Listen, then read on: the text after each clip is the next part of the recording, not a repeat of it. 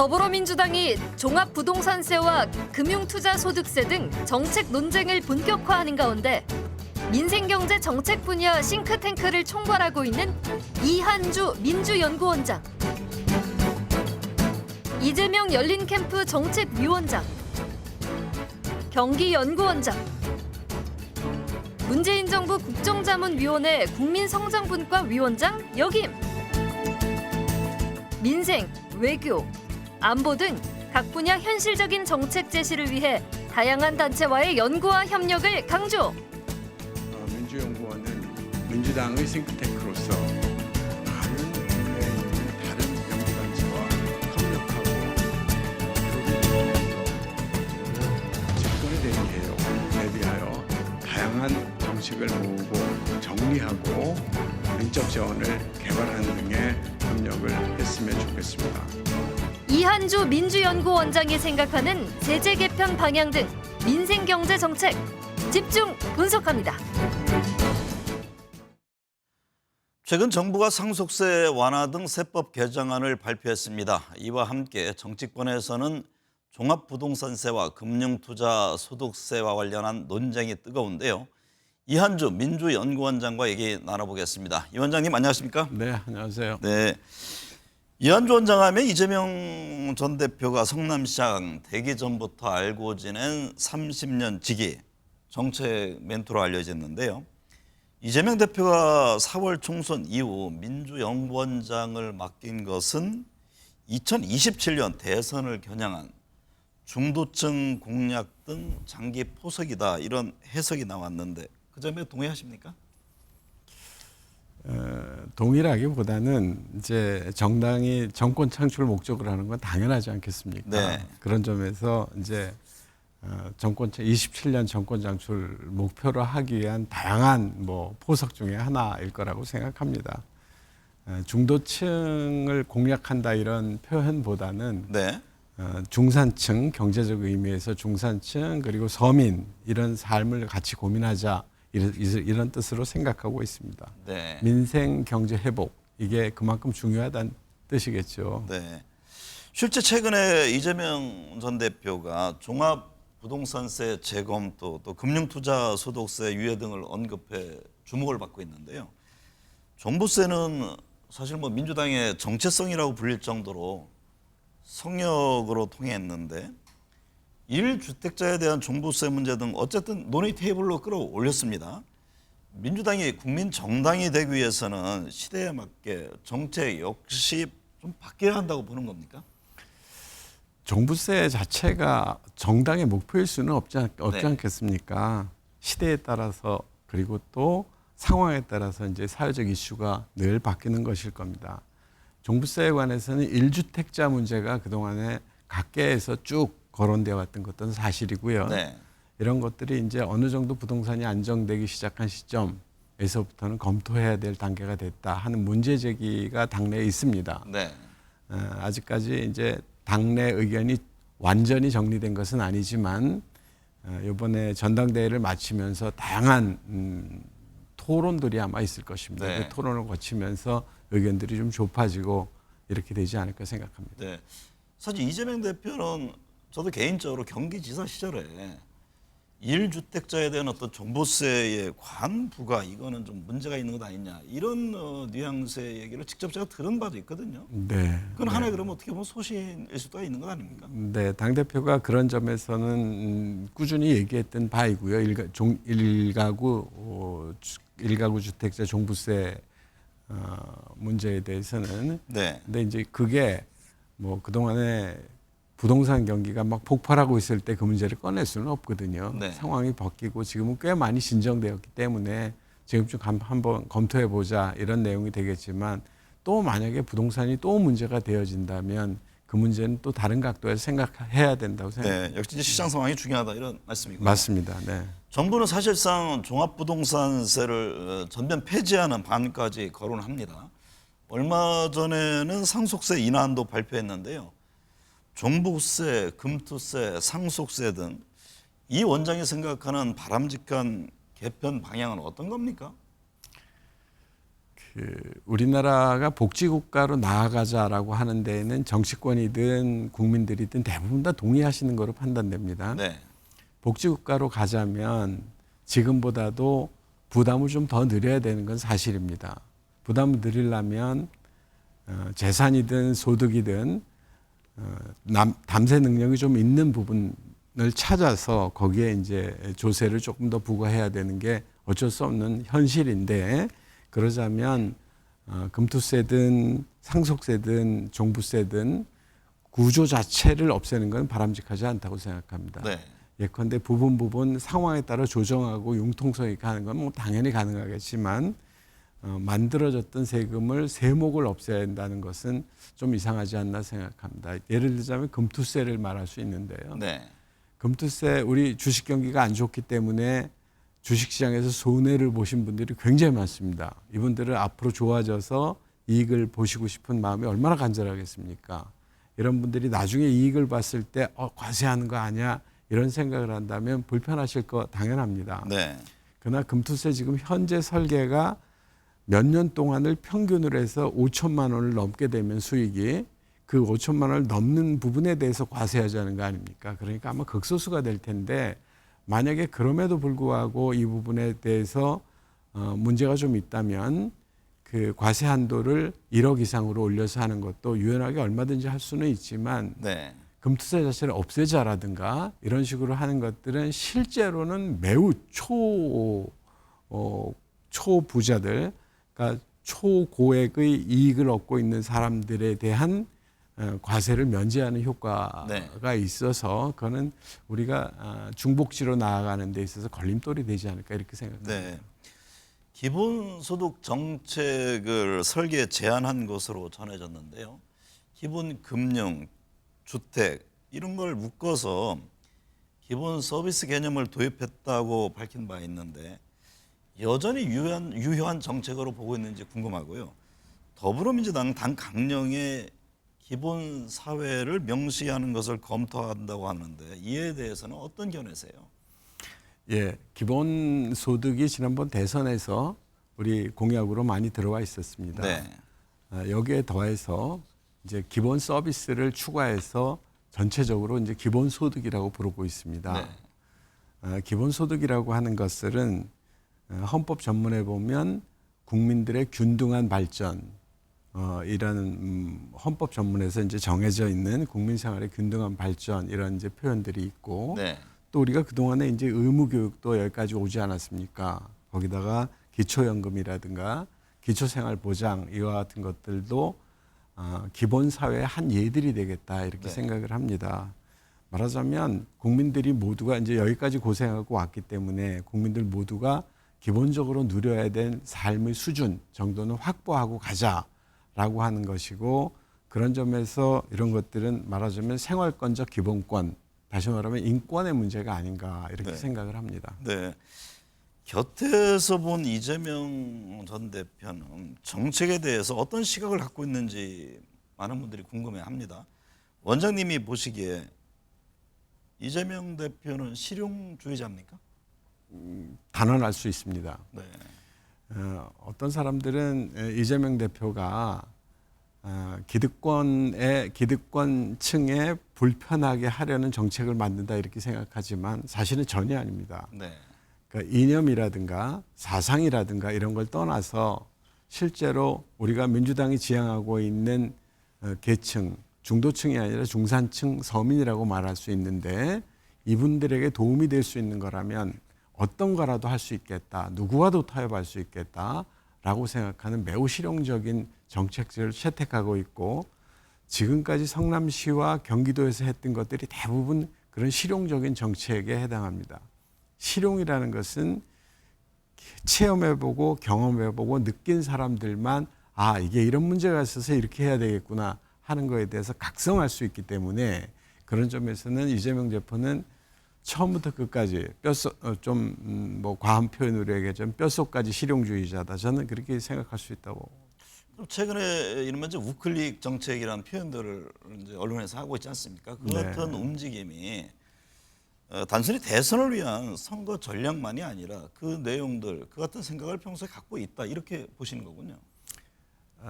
그럴 수밖에 없는 거고요. 특히 최근 들어서 그런 태도가 많이 사람들한테 느껴지는 것은 네.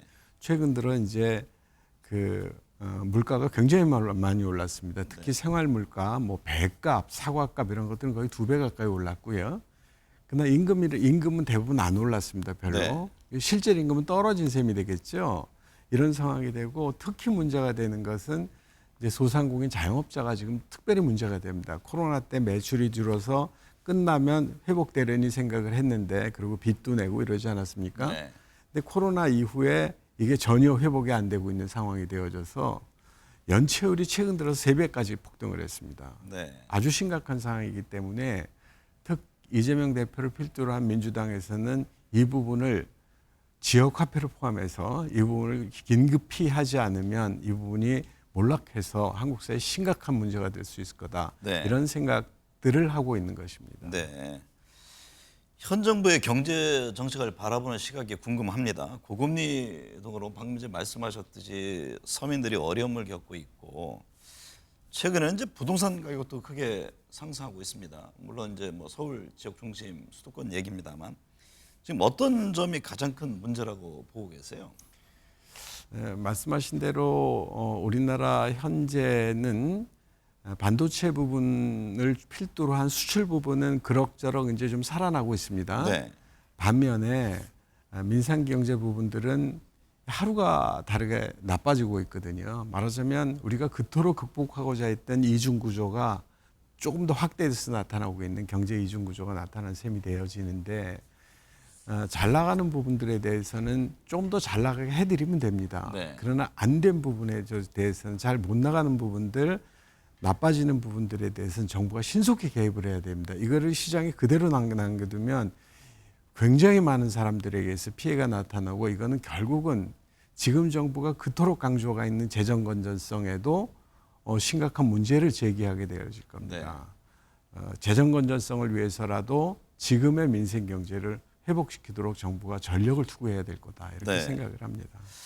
의대 지원을 둘러싼 갈등이 지속되고 있습니다. 과연 이제 해법이 없는 건지 궁금한데요. 노동, 교육, 연금 계획에 대한 입장은 어떻습니까? 이 정부 들어서 이제 3대 개혁을 말씀하셨잖아요. 네. 그리고 나서 이제 의료 개혁까지 합쳐서 3+1 4대 개혁을 이제 말씀을 하신 건데 취지 자체는 일부 공감하는 바도 있습니다. 네. 사실은. 그러나 노동개혁이라고 얘기했을 때 처음부터 너무 노동조합을 밀어붙여서 강성으로 밀어붙이는 일을 하셨기 때문에 일부 성과, 그러니까 회계 투명성에 대한 각성이라든가 하는 점에서 일부 효과는 있었지만 노동계 반발이 굉장히 심해졌고요. 네. 또 의료개혁에 있어서도 국민들이 의사수를 좀 늘리는 거에 대해서는 대체로 찬성을 하지만 그러나 여기에도 수요자가 있고 공급자가 있는 법이고요.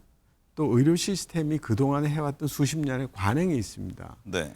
끈기 있게 설득을 하고 협력하고 이래도 부족할 상황 속에서 이 자라나는 전공의들을 둘러싼 이분들에게 온갖 짐을 뒤집어 씌운 채 이 문제를 해결하라고 한다면 해결이 될 리가 없죠. 이 문제요. 네.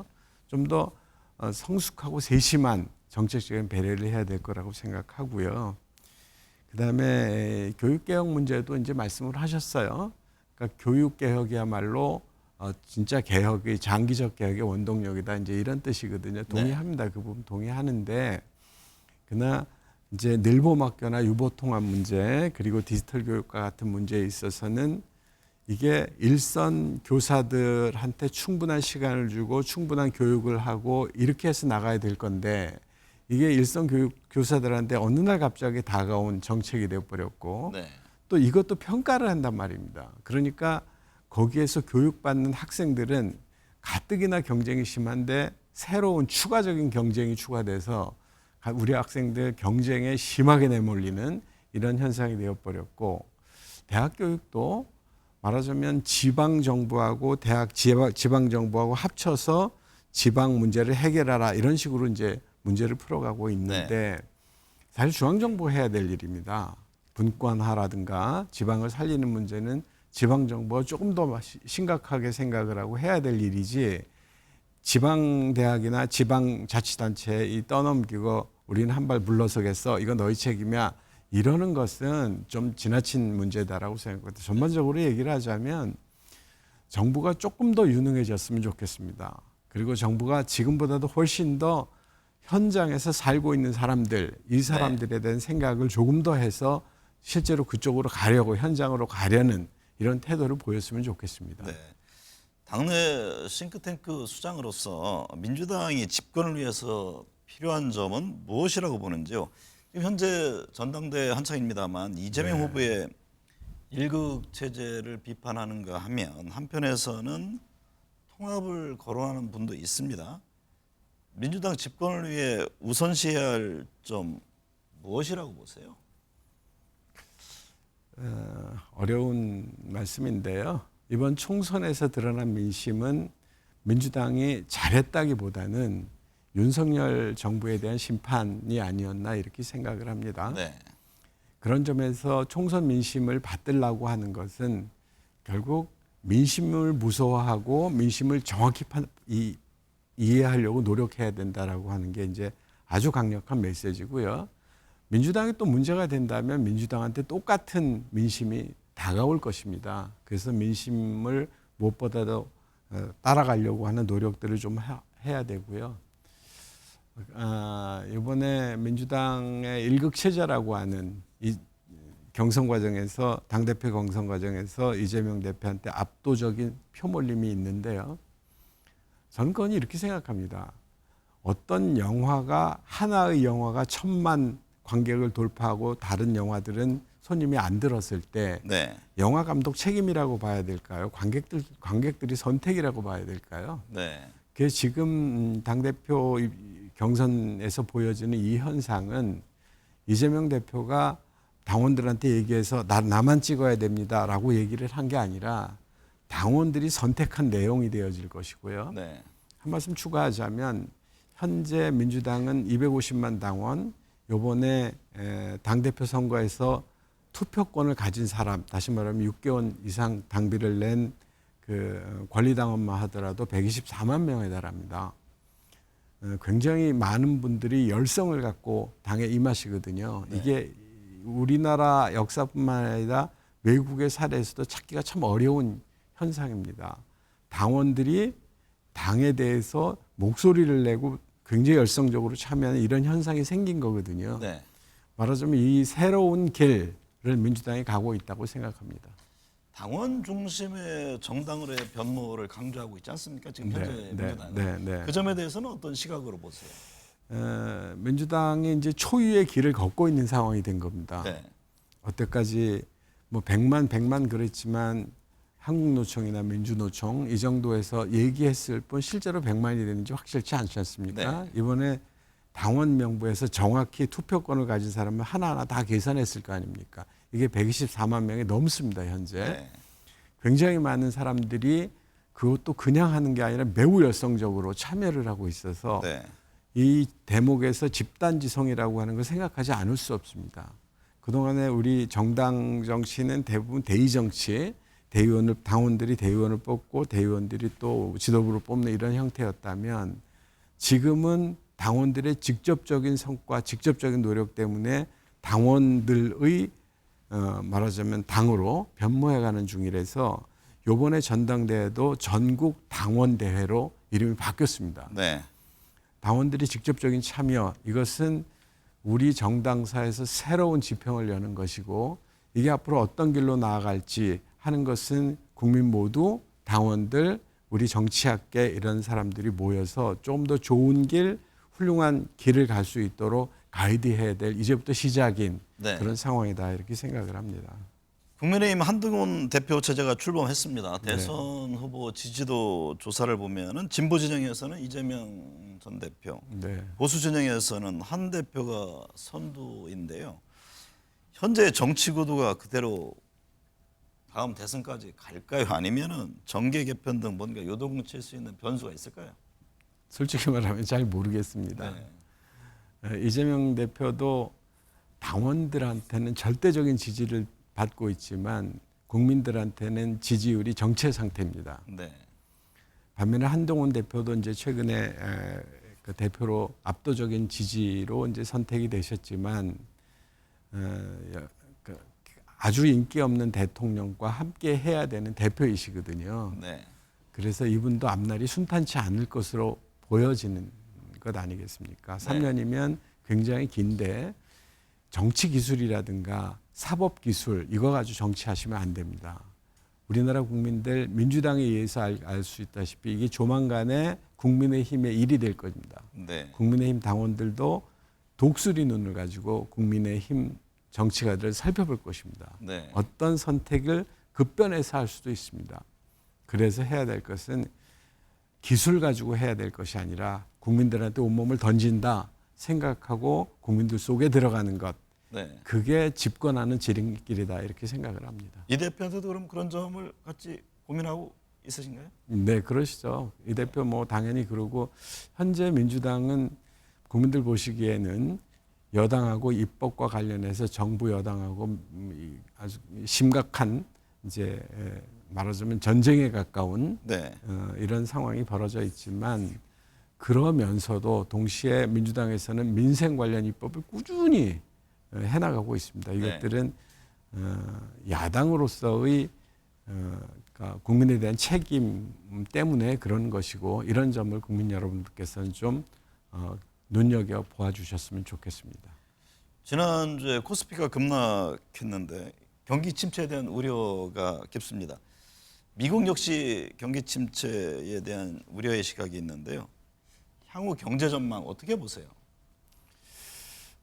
미국 대선이 아마 큰 영향을 미칠 겁니다. 네. 미국 대선 여하에 따라 미국은 지금 미국 역사상 유례가 없을 정도로 경기 상태가 좋습니다. 네.